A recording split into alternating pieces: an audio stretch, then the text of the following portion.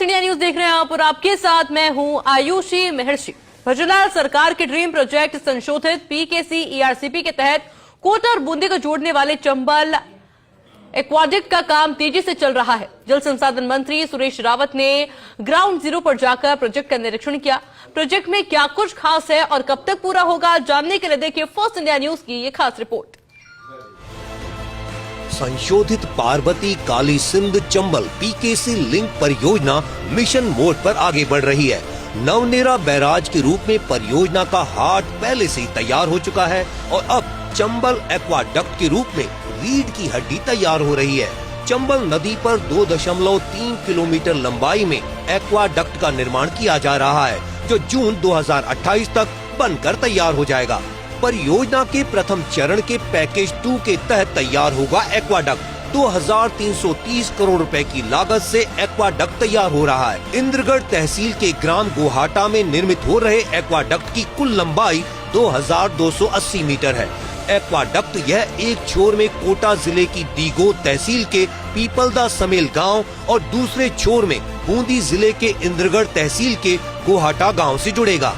Aqueduct के माध्यम से काली सिंध पर निर्मित नवनेरा बैराज से पानी पंप हाउस से लिफ्ट कर मेज नदी में छोड़ा जाएगा। इसके बाद मेज बैराज से पंप हाउस व फीडर के जरिए गलवा बांध तक और वहां से बीसलपुर और ईसरदा बांध में पहुंचाया जाएगा। इसके बनने से आमजन को आवागमन के लिए अतिरिक्त मार्ग भी उपलब्ध होगा। एक्वाडक्ट से जोड़कर करीब 21 किलोमीटर का मार्ग तैयार किया जाएगा। एक्वाडक्ट में कुल 5060 वर्किंग पाइल प्रस्तावित हैं। प्रतिदिन 15-20 पाइल का कार्य 12 रिग मशीनों की सहायता से किया जा रहा है। औसतन 500 क्यूबिक मीटर कंक्रीट कार्य प्रतिदिन किया जा रहा है। जल संसाधन मंत्री सुरेश रावत ने एक्वाडक्ट का निरीक्षण कर अधिकारियों को ताकीद किया कि काम तय समय पर पूरा होना चाहिए। उन्होंने खुद भी दावा किया जून 2028 तक एक्वाडक्ट तैयार होगा और चंबल का पानी राजस्थान के 17 जिलों की तस्वीर और तकदीर बदलेगा। मुख्यमंत्री भजनलाल शर्मा के ड्रीम प्रोजेक्ट पीकेसी ईआरसीपी के तहत इस समय हम गोहाटा गांव में हैं, जहां कोटा और बूंदी को जोड़ने वाला करीब 21 किलोमीटर लंबा एक्वाडक्ट तैयार किया जा रहा है। सरकार का और विभाग का दावा है कि जून 2028 तक तैयार होने के बाद यही एक्वाडक्ट यहां से पानी लिफ्ट करके आगे भेजा जाएगा मेज नदी पे और 17 जिलों की प्यास भी बुझाने में इसका बड़ा योगदान रहेगा।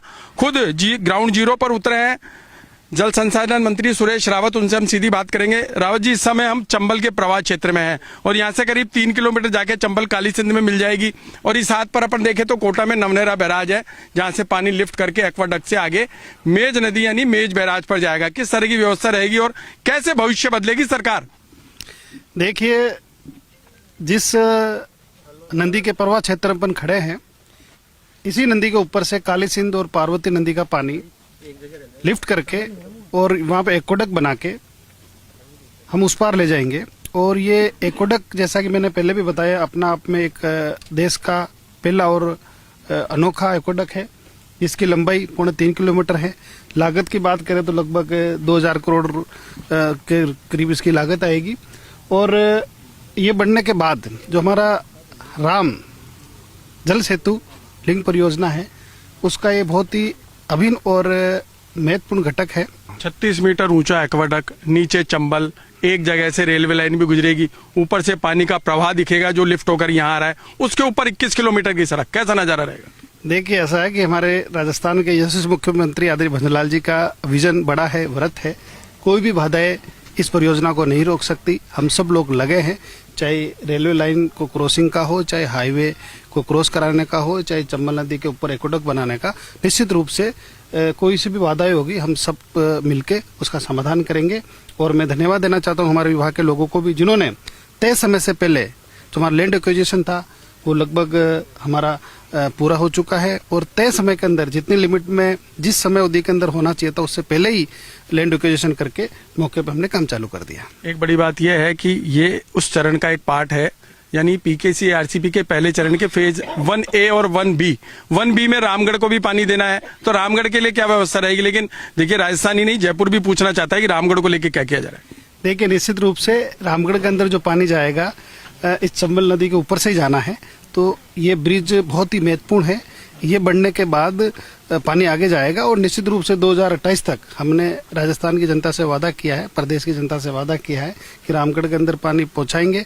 मैं दोबारा दोहराता हूं कि 2028 तक हम रामगढ़ बांध को भरेंगे। बड़ी बात यह है कि जल संसाधन विभाग का दावा है कि यह देश का सबसे बड़ा एक्वाडक्ट होगा, जहां से पानी लिफ्ट करने के साथ ही सड़क भी गुजरेगी। कोटा बूंदी को जोड़ने के लिए करीब 21 किलोमीटर लंबी सड़क एक्वाडक्ट के ऊपर से होकर गुजरेगी। एक्वाडक्ट का पानी मेज नदी पर बनने वाले बैराज में एकत्रित होगा, जहां से गलवा, ईसरदा और बीसलपुर में डाला जाएगा। बड़ी बात यह भी है कि मेज से गलवा तक करीब 8.5 किलोमीटर लंबी सुरंग से यह पानी गलवा में डाला जाएगा। प्रोजेक्ट को लेकर मुख्यमंत्री के स्तर पर लगातार मॉनिटरिंग की जा रही है और जल संसाधन मंत्री ने मौके का निरीक्षण कर साफ तौर पर निर्देश दिए कि काम तय समय पर पूरा होना चाहिए। अब देखने वाली बात यह रहेगी कि अधिकारी कितनी जल्दी काम को पूरा करते हैं, ताकि प्रदेश के लाखों लोगों को चंबल का पानी मिल सके।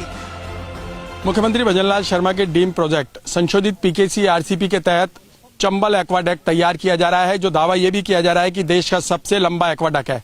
इस समय हम चंबल नदी के प्रवाह क्षेत्र में हैं। एक तरफ कोटा है और इस तरफ बूंदी है, यानी कोटा और बूंदी को जोड़ने वाला एक्वाडक्ट तैयार किया जाएगा। 21.5 किलोमीटर में एक सड़क तैयार की जाएगी। एक्वाडक्ट के ऊपर से सड़क निकलेगी ताकि ग्रामीणों को सुविधा मिल सके।